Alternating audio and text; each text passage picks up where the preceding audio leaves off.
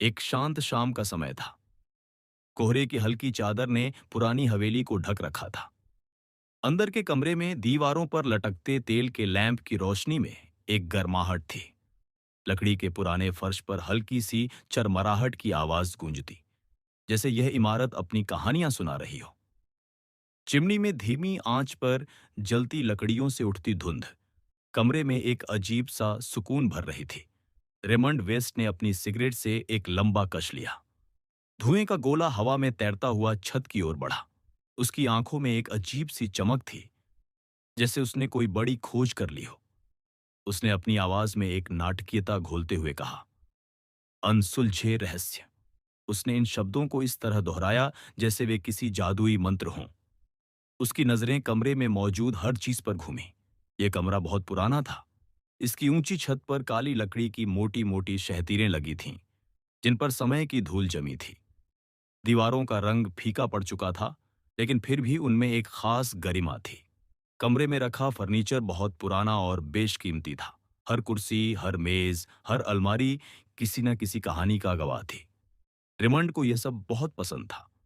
उसे यहाँ की हर चीज सही जगह पर लगती थी। वह पेशे से लेखक था, और एक लेखक होने के नाते उसे माहौल की शुद्धता से बहुत प्रेम था। उसकी बुआ जेन का यह घर हमेशा से उसे परफेक्ट लगता था। यहाँ की हर चीज उनके शांत और गंभीर व्यक्तित्व से मेल खाती थी। रेमंड ने अपनी नजरें चूल्हे के उस पार घुमाईं। वहां एक बड़ी सी कुर्सी पर उसकी बुआ बैठी थी। मिस मार्पल की मुद्रा बिल्कुल सीधी थी, जैसे उन्हें बचपन से ही यही सिखाया गया हो। उन्होंने काले रंग का एक भारी ब्रॉकेट का गाउन पहना हुआ था। गाउन उनकी कमर पर कसा हुआ था। उनके गले और सीने पर मैकलिन लेस की बारीक कारीगरी लहराती हुई फैली थी, जैसे कोई झरना बह रहा हो। उनके हाथों में काले लेस के दस्ताने थे, और सिर पर काले लेस की टोपी उनके सफेद बालों के जूड़े को ढके हुए थी। मिस मार्पल अपने हाथों में बुनाई कर रही थी। सफेद रंग का मुलायम ऊन उनकी उंगलियों के बीच से फिसलता हुआ एक खूबसूरत पैटर्न बनता जा रहा था। उनकी फीकी नीली आंखें बहुत शांत थीं। उन आंखों में एक अजीब सा सुकून था, जैसे दुनिया की कोई भी बात उन्हें विचलित नहीं कर सकती। वे अपने भतीजे और उसके मेहमानों को एक कोमल और स्नेहपूर्ण नजर से देख रही थी। उनके चेहरे पर हल्की सी मुस्कान खेल रही थी। पहले उनकी नजर रेमंड पर टिकी। उनका भतीजा थोड़ा शर्मिंदा दिख रहा था, जैसे उसने कोई बड़ी बात कह दी हो। फिर उनकी नजरें जॉयस लैम्पियर पर गईं। जॉयस एक कलाकार थी। उसके काले बाल बहुत छोटे कटे हुए थे, जो उस जमाने के हिसाब से बहुत आधुनिक था। उसकी आंखें एक अजीब रंग की थीं, भूरी और हरी का मिश्रण, जो कभी एक रंग दिखती तो कभी दूसरा।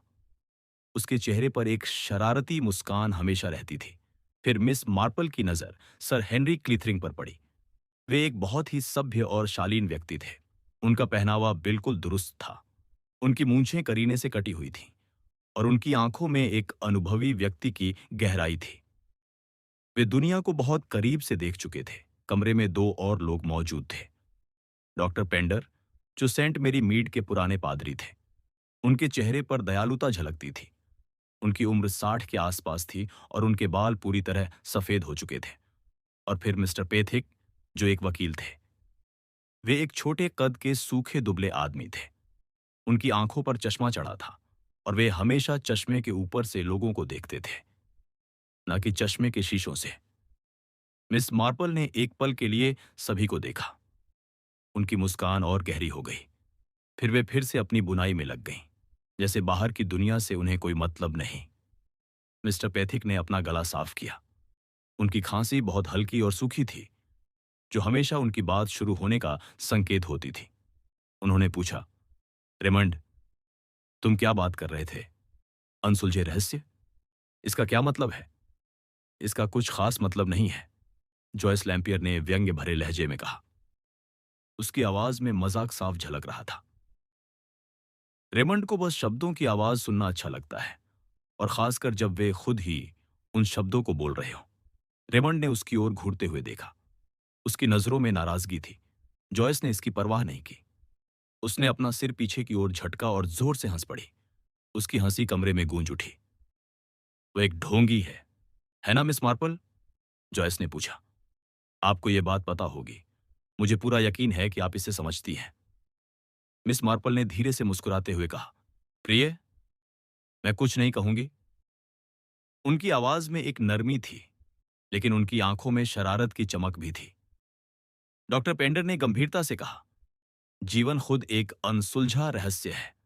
उनकी आवाज में एक दार्शनिक गहराई थी। रेमंड अपनी कुर्सी पर उछलकर बैठ गया। उसने अपनी सिगरेट को एक आवेग में राखदान में फेंक दिया। उसने कहा, नहीं, नहीं, मेरा यह मतलब बिल्कुल नहीं था। मैं दर्शन की बातें नहीं कर रहा। मैं असली घटनाओं की बात कर रहा हूं। वे साधारण तथ्य जो वास्तव में हुए हैं। ऐसी घटनाएं जिनकी कभी कोई व्याख्या नहीं हो पाई, जिनका रहस्य आज तक बरकरार है। मिस मार्पल ने अपनी बुनाई से नजर उठाए बिना कहा, मैं बिल्कुल समझती हूं प्रिय। उनकी आवाज बहुत शांत थी। उदाहरण के लिए, कल सुबह श्रीमती कैथर्स के साथ एक बहुत ही अजीब घटना घटी। उन्होंने इलियट की दुकान से 2 गील ताजे झींगे खरीदे। फिर वे 2 और दुकानों पर गईं। जब वे घर पहुंची तो उन्होंने देखा कि झींगे गायब हो चुके थे।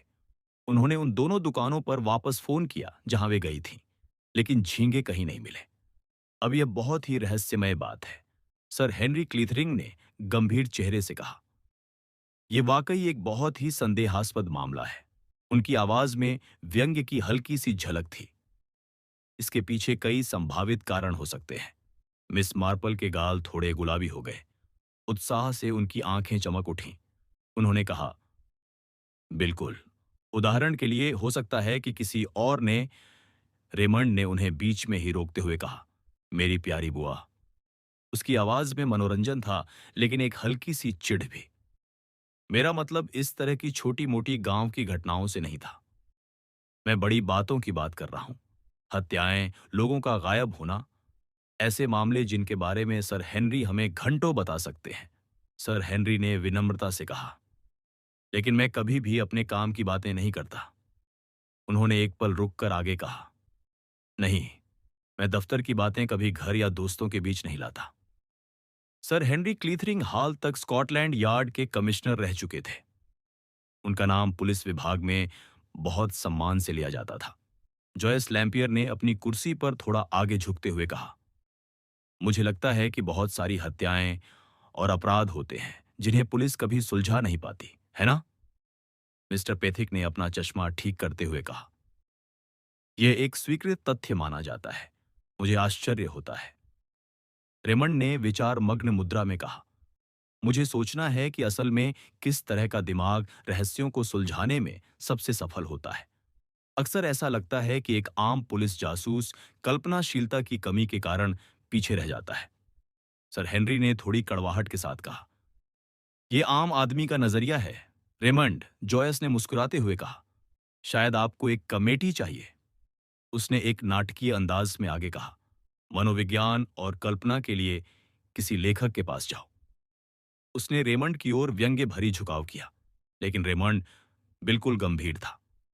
उसने कहा, लेखन कला इंसानी स्वभाव की गहरी समझ देती है।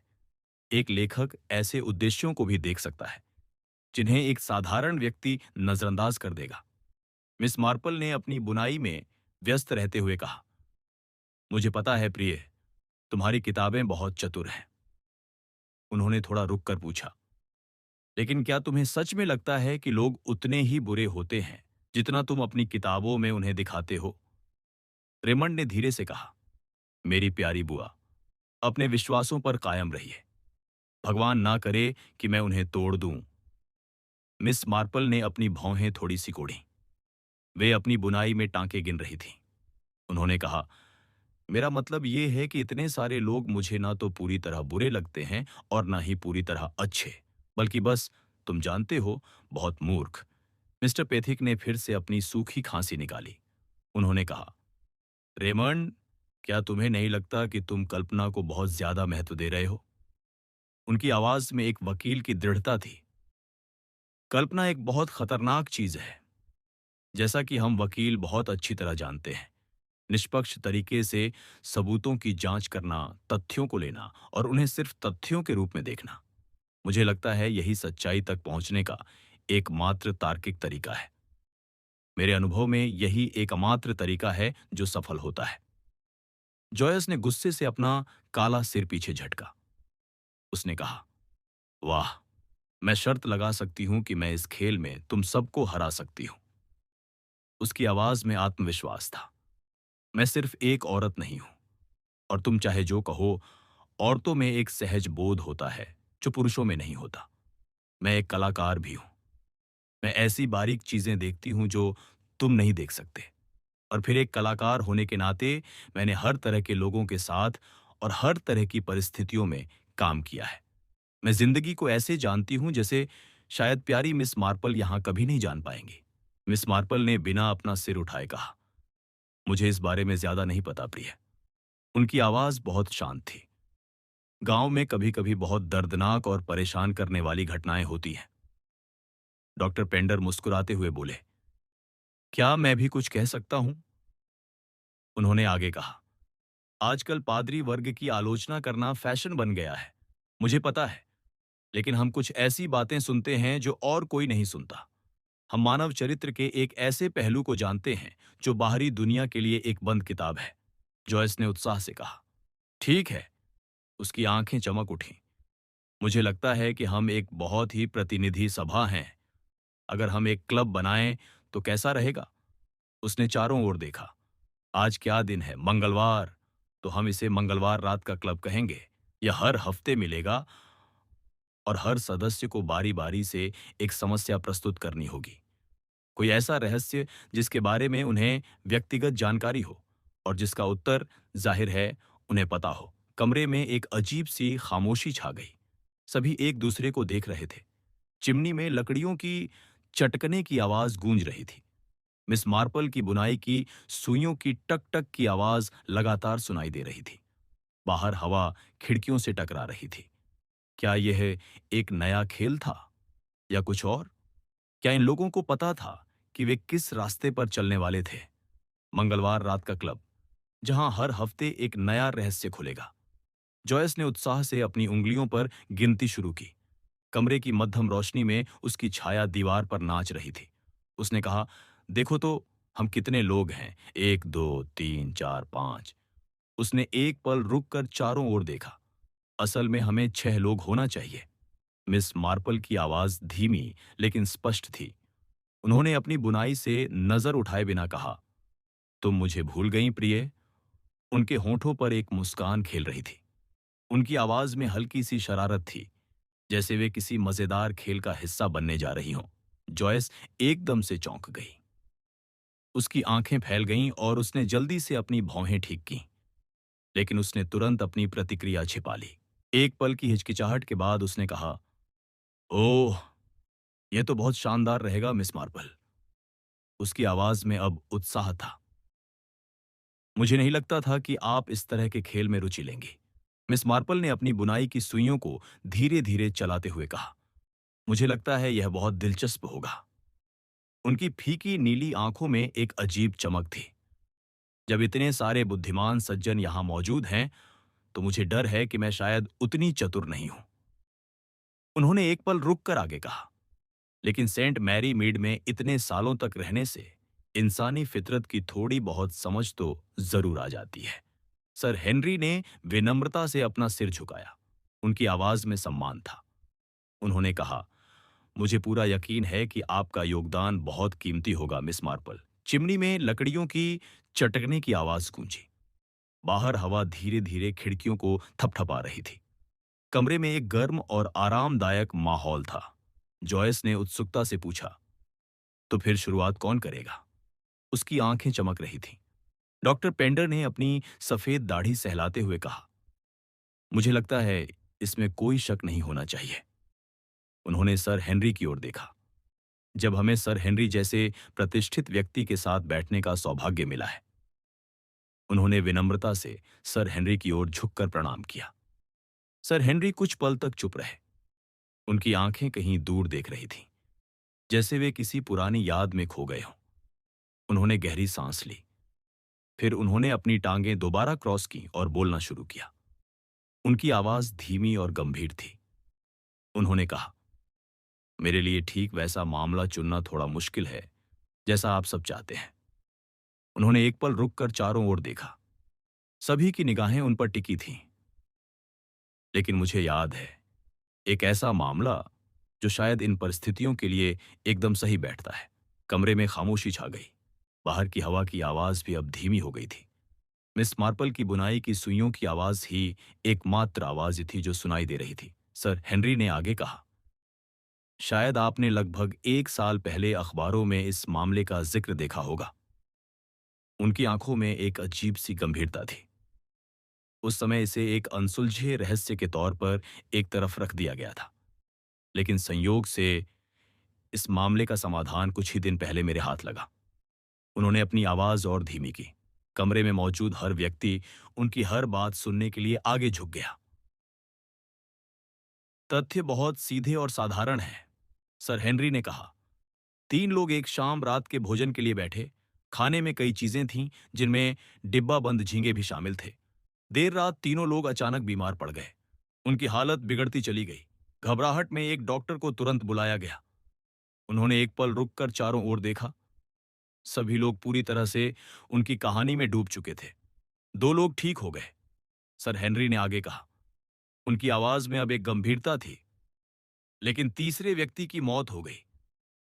रेमंड ने उत्सुकता से कहा, आह! उसकी आवाज में रोमांच था।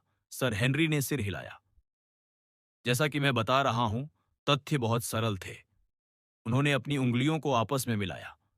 मौत को खाने के जहरीले होने से हुआ माना गया। डॉक्टर ने एक प्रमाण पत्र दिया और मृतक को विधिवत दफना दिया गया। उन्होंने फिर रुककर कहा, लेकिन कहानी यहीं खत्म नहीं हुई। मिस मार्पल ने धीरे से सिर हिलाया। उनकी आवाज बहुत शांत थी। उन्होंने कहा, मुझे लगता है बातें होने लगी होंगी। उनके चेहरे पर एक जानकार की मुस्कान थी। आमतौर पर ऐसा ही होता है। सर हेनरी ने सहमति में सिर हिलाया। बिल्कुल सही, मिस मार्पल।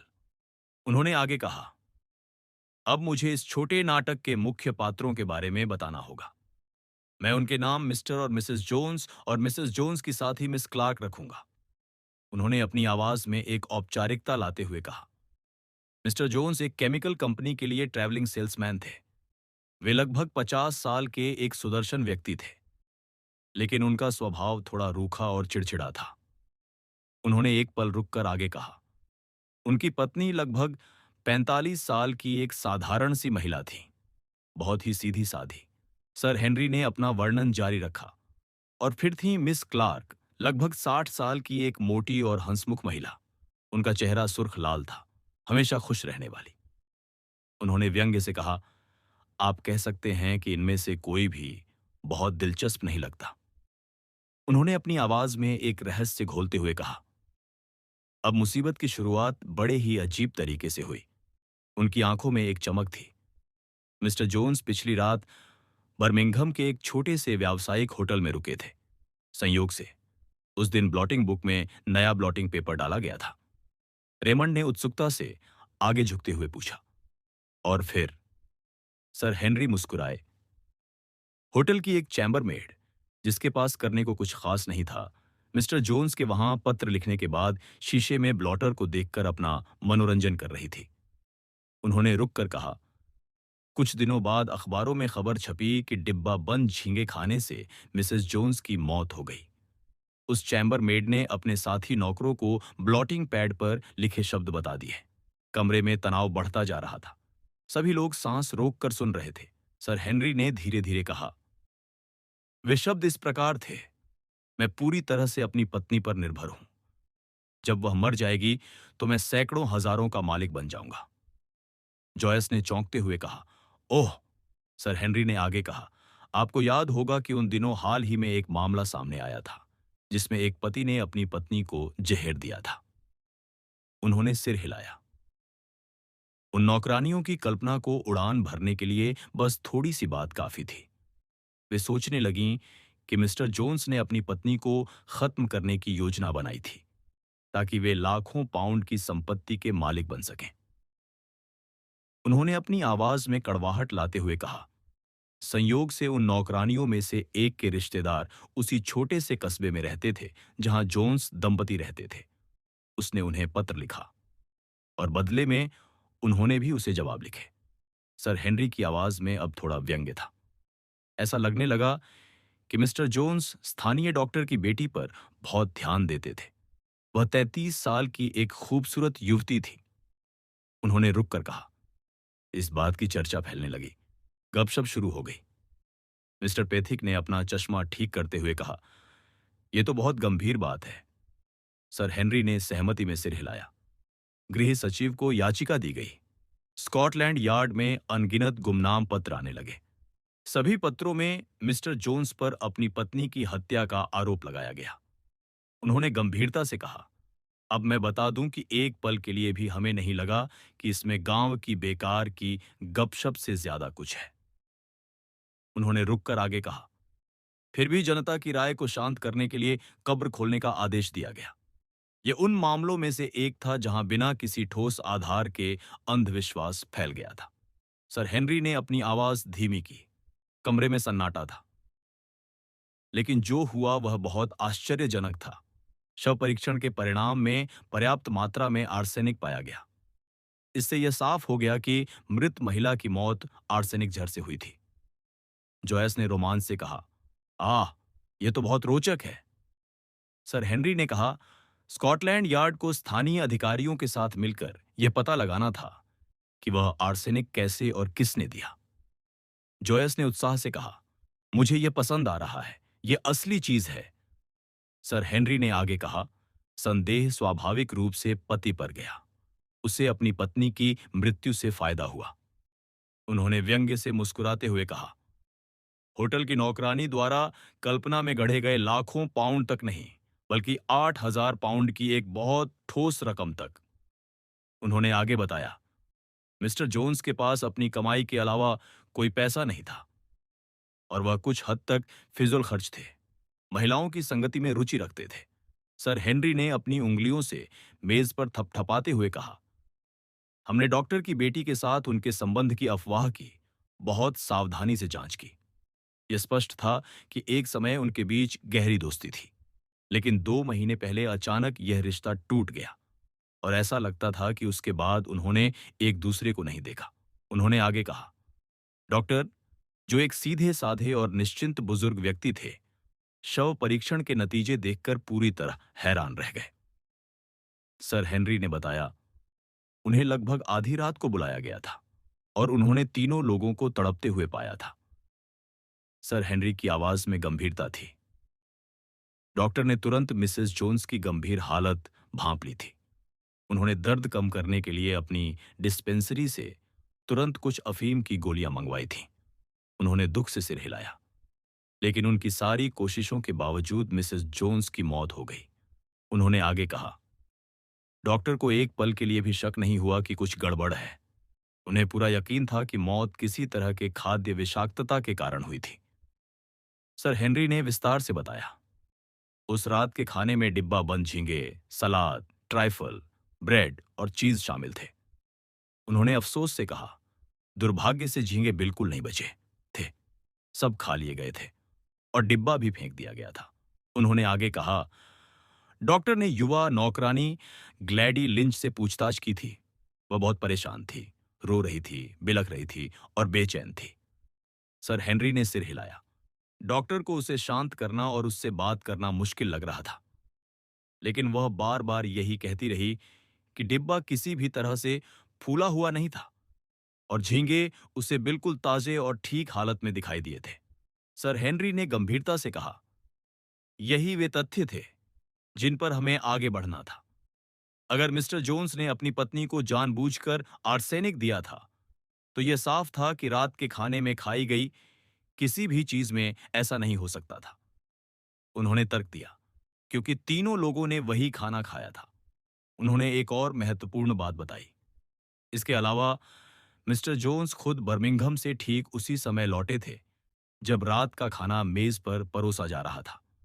इसलिए उन्हें पहले से किसी भी खाने में मिलावट करने का कोई मौका नहीं मिला होगा।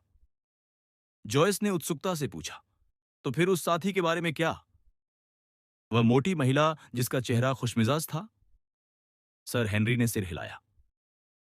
हमने मिस क्लार्क की उपेक्षा नहीं की। मैं आपको विश्वास दिलाता हूं।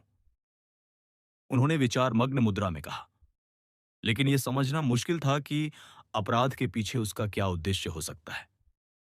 मिसेस जोन्स ने उसके लिए कोई विरासत नहीं छोड़ी थी, और उनके नियोक्ता की मौत का अंतिम नतीजा यह हुआ कि उसे किसी और नौकरी की तलाश करनी पड़ी। जॉयस ने सोचते हुए कहा, लगता है वह इससे बाहर हो गई। सर हेनरी ने अपनी आंखों में एक चमक लाते हुए कहा, अब मेरे एक निरीक्षक ने जल्द ही एक बहुत महत्वपूर्ण तथ्य का पता लगा लिया। उन्होंने रुककर सभी को देखा। कमरे में सन्नाटा था। सभी की सांसें रुकी हुई थीं। उस शाम खाने के बाद सर हेनरी ने धीरे धीरे कहा, मिस्टर जोन्स रसोई में गए थे। उन्होंने अपनी पत्नी के लिए एक कटोरी कॉर्नफ्लोर मांगा था। मिसेस जोन्स ने तबीयत ठीक ना होने की शिकायत की थी। उन्होंने आगे कहा, मिस्टर जोन्स रसोई में तब तक इंतजार करते रहे जब तक ग्लैडी लिंच ने वह तैयार नहीं कर दिया। फिर उन्होंने खुद उस कटोरी को अपनी पत्नी के कमरे तक पहुंचाया। मिस्टर पेथिक ने अपना चश्मा ठीक करते हुए कहा, मुझे लगता है इससे मामला पक्का हो गया। वकील ने अपनी उंगलियों पर गिनते हुए कहा, उद्देश्य, फिर दूसरी उंगली पर मौका, तीसरी उंगली पर एक यात्री के रूप में दवा विक्रेताओं की फर्म के लिए काम करते हुए झर तक आसान पहुंच, और चौथी उंगली पर एक कमजोर नैतिक ढांचे वाला आदमी। पादरी ने गंभीरता से सिर हिलाया। रेमंड वेस्ट सर हेनरी को घूर रहा था। उसकी आंखों में सवाल था। उसने कहा, इसमें कहीं कोई पेंच है? आपने उसे गिरफ्तार क्यों नहीं किया? सर हेनरी थोड़े व्यंग्यात्मक ढंग से मुस्कुराए। उनकी मुस्कान में एक कड़वाहट थी। यही इस मामले का दुर्भाग्यपूर्ण पहलू है। उन्होंने कहा, अब तक सब कुछ ठीक चल रहा था, लेकिन अब हम असली पेचीदगियों पर आते हैं। सभी लोग पूरी तरह से सर हेनरी की बात सुनने में तल्लीन थे। कमरे में केवल चिमनी में जलती लकड़ियों की चटकने की आवाज सुनाई दे रही थी। सर हेनरी ने धीरे धीरे कहा, मिस्टर जोन्स को गिरफ्तार नहीं किया गया। उन्होंने रुककर आगे कहा, क्योंकि जब मिस क्लार्क से पूछताछ की गई तो उन्होंने बताया कि कॉर्नफ्लोर का पूरा कटोरा मिसेस जोन्स ने नहीं, बल्कि खुद मिस क्लार्क ने पी लिया था। कमरे में सभी चौंक गए। सर हेनरी ने विस्तार से बताया, हां, ऐसा लगता है कि मिस क्लार्क अपनी आदत के मुताबिक मिसेस जोन्स के कमरे में गई थी। मिसेस जोन्स बिस्तर पर बैठी थी। कॉर्नफ्लोर का कटोरा उनके बगल में टेबल पर रखा हुआ था। सर हेनरी ने मिसेस जोन्स की आवाज की नकल करते हुए कहा, मिसेस जोन्स ने कहा था, मुझे जरा भी अच्छा नहीं लग रहा मिली। शायद रात में झिंगे छूने की यही सजा है। कमरे में सभी लोग तनाव से भरे हुए थे। ये कहानी अब और भी पेचीदा होती जा रही थी। सर हेनरी ने अपनी कहानी जारी रखी। उनकी आवाज में अब एक अजीब सी गंभीरता आ गई थी। बाहर हवा ने खिड़की को फिर से थपथपाया। कमरे के अंदर चिमनी में जलती लकड़ियों की आंच धीमी पड़ती जा रही थी।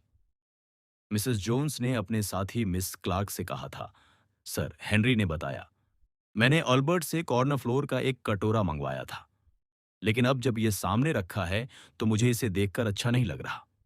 शायद मेरी तबीयत पहले से ज्यादा खराब है। सर हेनरी ने मिस क्लार्क की आवाज की नकल करते हुए कहा। मिस क्लार्क ने जवाब दिया था, अफसोस की बात है मिली, यह तो बहुत अच्छा बना हुआ लग रहा है। इसमें जरा भी गांठ नहीं है। ग्लैडिस वाकई बहुत शानदार रसोइयां हैं। आजकल की युवा लड़कियां ठीक से कॉर्नर फ्लोर भी नहीं बना पाती। मैं खुद मानती हूं कि मुझे यह बहुत पसंद है, और मुझे तो बहुत भूख भी लगी है। सर हेनरी ने एक पल रुककर आगे कहा, मिसेस जोन्स ने कहा था, मुझे लगता है तुम अपनी उन मूर्खतापूर्ण आदतों के कारण ऐसा सोच रही हो। उन्होंने बीच में रुककर समझाया, मुझे यहां बताना होगा कि मिस क्लार्क उस समय बेंटिंग नाम की एक लोकप्रिय डाइट कोर्स कर रही थी। वे अपने बढ़ते वजन से बहुत परेशान थीं। सर हेनरी ने फिर मिसेस जोन्स की आवाज में कहा। मिसेस जोन्स ने जोर देते हुए कहा था, यह तुम्हारे लिए बिल्कुल अच्छा नहीं है मिली, बिल्कुल नहीं। अगर भगवान ने तुम्हें इस तरह का शरीर दिया है तो इसका यही मतलब है कि तुम्हें ऐसे ही रहना चाहिए। तुम यह कॉर्नर फ्लोर का कटोरा पी लो, जिससे तुम्हें बहुत फायदा होगा, दुनिया का सारा फायदा। सर हेनरी ने धीरे से कहा, और मिस क्लार्क ने तुरंत वह कटोरा उठा लिया। उन्होंने पूरा कटोरा खाली कर दिया। एक बूंद भी नहीं बची। कमरे में सन्नाटा छा गया। सभी लोग इस मोड़ को समझने की कोशिश कर रहे थे, लैंप की रोशनी दीवारों पर हल्की छायाएं बना रही थी। सर हेनरी ने अपनी आवाज में एक निराशा घोलते हुए कहा, तो देखिए, इस घटना ने पति के खिलाफ हमारे पूरे मामले को जड़ से उखाड़ फेंका, बर्बाद कर दिया। उन्होंने गहरी सांस ली। जब ब्लॉटिंग बुक पर लिखे उन शब्दों का स्पष्टीकरण मांगा गया, तो मिस्टर जोन्स ने तुरंत एक बहुत ही तार्किक जवाब दे दिया। उन्होंने आगे समझाया। मिस्टर जोन्स ने बताया कि वह पत्र ऑस्ट्रेलिया में रहने वाले उनके भाई को लिखे गए जवाब का हिस्सा था। उनके भाई ने उनसे पैसों की मदद मांगी थी। सर हेनरी ने अपने हाथों को फैलाया। मिस्टर जोन्स ने अपने भाई को लिखा था कि वे पूरी तरह से अपनी पत्नी पर आर्थिक रूप से निर्भर हैं। जब उनकी पत्नी की मृत्यु होगी, तभी उन्हें पैसों पर नियंत्रण मिलेगा, और अगर संभव हुआ तो वे अपने भाई की मदद जरूर करेंगे। सर हेनरी ने कड़वाहट से कहा। उन्होंने अपने भाई से अफसोस जताया कि फिलहाल मदद नहीं कर सकते, और लिखा कि दुनिया में लाखों लोग इसी दुर्भाग्यपूर्ण स्थिति में फंसे हुए हैं। उनके हाथ बंधे हुए हैं। उन्होंने अपने कंधे उचकाए, और इस तरह पूरा मामला बिखर गया, ढह गया। डॉक्टर पेंडर ने दुख से सिर हिलाया। उन्होंने कहा, और इस तरह मामला खत्म हो गया। सर हेनरी ने गंभीरता से कहा, हम बिना किसी ठोस सबूत के मिस्टर जोन्स को गिरफ्तार करने का जोखिम नहीं उठा सकते थे। ये बहुत खतरनाक होता। एक पल के लिए कमरे में खामोशी छाई रही। केवल बुनाई की सुइयों की हल्की आवाज सुनाई दे रही थी। फिर जॉयस ने उत्सुकता से पूछा, और बस इतना ही? बात यहीं खत्म हो गई? सर हेनरी ने सिर हिलाया। पिछले 1 साल से यही स्थिति थी, लेकिन अब उनकी आंखों में एक चमक आई। असली समाधान स्कॉटलैंड यार्ड के हाथों में आ चुका है, और 2-3 दिन में आप शायद इसके बारे में अखबारों में पढ़ेंगे। जॉयस ने सोचते हुए कहा, सच्चा समाधान। उसकी आंखों में एक चमक थी। मुझे बहुत आश्चर्य हो रहा है। उसने अपने हाथ ताली बजाते हुए कहा, चलिए हम सभी 5 मिनट सोचते हैं और फिर अपने जवाब बताते हैं। रेमंड वेस्ट ने सहमति में सिर हिलाया। उसने अपनी घड़ी देखी और समय नोट किया। कमरे में सभी लोग सोच में डूब गए। कोई किताब के कवर को घूर रहा था, तो कोई छत की शहतीरों को। मिस मार्पल अपनी बुनाई में व्यस्त थीं, लेकिन उनके चेहरे पर एक हल्की मुस्कान थी। 5 मिनट बीत गए। दीवार पर लटकी घड़ी ने टिक टिक की आवाज निकाली। रेमंड ने अपनी घड़ी देखी और सिर उठाया। उसने डॉक्टर पेंडर की ओर देखा। पहले आप बोलेंगे डॉक्टर साहब? बूढ़े पादरी ने सिर हिलाया। उनके चेहरे पर परेशानी के भाव थे। उन्होंने कहा, मैं स्वीकार करता हूं, मैं पूरी तरह से हैरान हूं। उन्होंने अपनी दाढ़ी खुजलाते हुए कहा, मैं तो बस यही सोच सकता हूं कि पति ही किसी न किसी तरीके से दोषी होगा। लेकिन उसने यह कैसे किया? उन्होंने अपने हाथ फैलाए। मैं समझ नहीं पा रहा। मैं तो बस यही कह सकता हूं कि उसने अपनी पत्नी को किसी ऐसे तरीके से जर दिया होगा जिसका अभी तक पता नहीं चला है। उन्होंने रुक कर कहा, हालांकि इतने समय बाद यह सच कैसे सामने आया, यह मैं सोच भी नहीं सकता। जॉयस ने दृढ़ता से कहा, साथी, हर बार साथी। उसकी आवाज में विश्वास था। हमें कैसे पता कि उस महिला का क्या उद्देश्य रहा होगा? उसने अपनी उंगली उठाते हुए कहा, सिर्फ इसलिए कि वह बूढ़ी, मोटी और बदसूरत थी, इसका यह मतलब नहीं कि वह खुद मिस्टर जोन्स से प्यार नहीं करती थी। हो सकता है उसे किसी और वजह से मिसेस जोन्स से नफरत हो। जॉयस ने अपनी बात को विस्तार से समझाया। एक साथी होने के बारे में सोचो। हमेशा खुश रहना पड़ता है, हमेशा सहमत होना पड़ता है, खुद को दबाना पड़ता है, अपनी भावनाओं को बंद रखना पड़ता है। उसकी आवाज में जोश आ गया। एक दिन वह इसे और सहन नहीं कर पाई, और फिर उसने मिसेस जोन्स को मार डाला। उसने शायद कॉर्नफ्लोर के कटोरे में ही आर्सेनिक मिला दिया था, और उसे खुद खाने की सारी कहानी झूठ है, बिल्कुल झूठ। मिस्टर पेथिक ने पेशेवर अंदाज में अपनी उंगलियों के पोरों को आपस में जोड़ा। उन्होंने अपना चश्मा ठीक किया। मैं शायद ही कुछ खास कहना चाहूंगा। तथ्यों के आधार पर देखें तो, उन्होंने रुक कर कहा, मैं बहुत कम कह सकता हूं। जॉयस ने नाराजगी से कहा, लेकिन आपको तो बोलना ही होगा मिस्टर पेथिक। आप फैसला सुरक्षित नहीं रख सकते, और बिना किसी पूर्वाग्रह के कहकर कानूनी तरीके से बच नहीं सकते। आपको इस खेल में हिस्सा लेना ही होगा। मिस्टर पेथिक ने गहरी सांस ली। तथ्यों के आधार पर, उन्होंने कहा, ऐसा लगता है कि कुछ भी निश्चित रूप से कहने लायक नहीं है। उन्होंने रुक कर आगे कहा, मेरी निजी राय है, क्योंकि मैंने अपने करियर में इस तरह के बहुत से मामले देखे हैं कि पति ही दोषी था। उन्होंने अपनी तर्क शक्ति का इस्तेमाल करते हुए कहा, तथ्यों को छिपाने का एकमात्र स्पष्टीकरण यही है कि मिस क्लार्क ने किसी कारणवश जानबूझकर उसे बचाया। शायद उनके बीच कोई आर्थिक समझौता हुआ हो। उन्होंने अपनी उंगली उठाई। हो सकता है मिस्टर जोन्स को एहसास हो गया हो कि उस पर शक किया जाएगा, और उसने अपने सामने सिर्फ गरीबी का भविष्य देखते हुए मिस क्लार्क को कॉर्नफ्लोर पीने की कहानी बताने के लिए राजी कर लिया हो। इसके बदले में उसे बाद में निजी तौर पर एक मोटी रकम का भुगतान किया जाना था। मिस्टर पेथिक ने अपना सिर हिलाते हुए कहा, अगर ऐसा था तो यह निश्चित रूप से बहुत ही अनियमित और अनैतिक था। वास्तव में बहुत ही गलत था। रेमंड ने अचानक उत्साह से कहा, मैं आप सभी से असहमत हूं। उसकी आवाज में एक आत्मविश्वास था। आप सब मामले में एक बहुत महत्वपूर्ण कारक भूल गए हैं, डॉक्टर की बेटी। सभी ने उसकी ओर ध्यान से देखा। कमरे में फिर से तनाव बढ़ गया। रेमंड ने अपनी बात विस्तार से रखी। मैं आपको अपनी राय देता हूं। वह डिब्बा बंद झींगा मछली खराब थी। इसी से विषाक्तता के लक्षण पैदा हुए। उसने अपनी उंगलियों से इशारा किया। डॉक्टर को बुलाया गया। उसने मिसेस जोन्स को देखा, जिन्होंने दूसरों की तुलना में ज्यादा झींगे खा लिए थे। वे बहुत दर्द में थीं। रेमंड ने रुक कर कहा, और डॉक्टर ने, जैसा कि आपने बताया, कुछ अफीम की गोलियां भिजवाईं। वह खुद नहीं गया। उसने भिजवाया। रेमंड ने तर्क दिया। अब सवाल यह है कि मिसेस जोन्स को अफीम की गोलियां कौन देगा? स्पष्ट रूप से डॉक्टर की बेटी। बहुत संभावना है कि जो गोलियां उसने भेजीं, उनमें शुद्ध सफेद आर्सेनिक था। बस यही मेरा समाधान है। सभी लोग चुप हो गए। रेमंड की बात में भी दम लगता था। जॉयस ने उत्सुकता से कहा, और अब सर हेनरी, हमें सच बताइए। सर हेनरी मुस्कुराए। एक मिनट रुकिए। उन्होंने अपना हाथ उठाया। मिस मार्पल ने अभी तक अपनी राय नहीं दी है। सभी की निगाहें मिस मार्पल की ओर घूमी। वे अपनी बुनाई में लगी हुई थीं। उनका सिर हल्के से हिल रहा था। प्रिय प्रिय, उन्होंने धीरे से कहा, मेरा एक और टांका टूट गया। उन्होंने अपनी बुनाई को ध्यान से देखा। फिर उन्होंने सिर उठाया। मुझे इस कहानी में बहुत दिलचस्पी आई।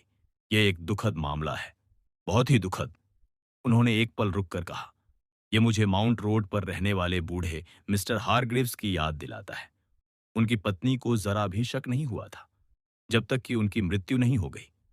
मिस मार्पल ने आगे बताया, मिस्टर हारग्रीव्स ने अपना सारा पैसा उस औरत को दे दिया जिसके साथ वे रह रहे थे और जिससे उनके 5 बच्चे थे। वह एक समय में उनकी नौकरानी हुआ करती थी। मिस मार्पल ने मिसेज हारग्रीव्स की आवाज में कहा। मिसेज हारग्रीव्स हमेशा कहती थीं, कितनी अच्छी लड़की है। हर दिन गद्दे पलटने के लिए उस पर भरोसा किया जा सकता है। बेशक, शुक्रवार को छोड़कर। उन्होंने सिर हिलाया, और बूढ़े हारग्रीव्स उस औरत को पड़ोस के कस्बे में एक घर में रख रहे थे और चर्च में वार्डन बने हुए थे। हर रविवार को चर्च में प्लेट बांटते थे। रेमंड ने कुछ अधीरता से कहा, मेरी प्यारी बुआ जेन, मृत और गायब हारग्रीव्स का इस मामले से क्या लेना देना है? मिस मार्पल ने शांति से कहा, इस कहानी ने मुझे तुरंत उनके बारे में सोचने पर मजबूर कर दिया। उन्होंने अपनी बुनाई की सुइयों को रोका। तथ्य बिल्कुल एक जैसे हैं, है ना? उन्होंने सर हेनरी की ओर देखा। मुझे लगता है कि बेचारी लड़की ने अब अपना गुनाह कबूल कर लिया है। और इसी से आपको पता चला? सर हेनरी चौंक गए। कौन सी लड़की? रेमंड ने घबराहट से कहा। मेरी प्यारी बुआ, आप किस बारे में बात कर रही हैं? मिस मार्पल ने सहजता से कहा, वह बेचारी लड़की ग्लैडिस लिंच। जाहिर है, उनकी आवाज में दया थी। वही जो डॉक्टर से बात करते समय इतनी घबरा गई थी और बिलख रही थी। उन्होंने दुख से सिर हिलाया। बेचारी, मुझे उम्मीद है कि उस दुष्ट जोन्स को फांसी दे दी जाएगी। मुझे पूरा यकीन है।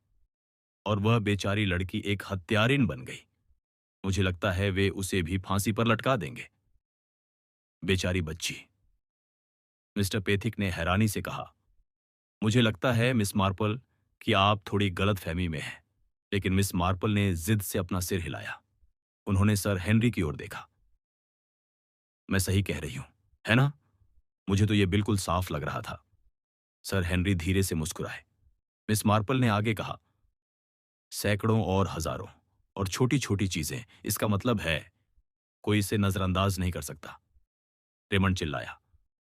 छोटी छोटी चीजों और सैकड़ों हजारों के बारे में क्या? उसकी बुआ उसकी ओर मुड़ी।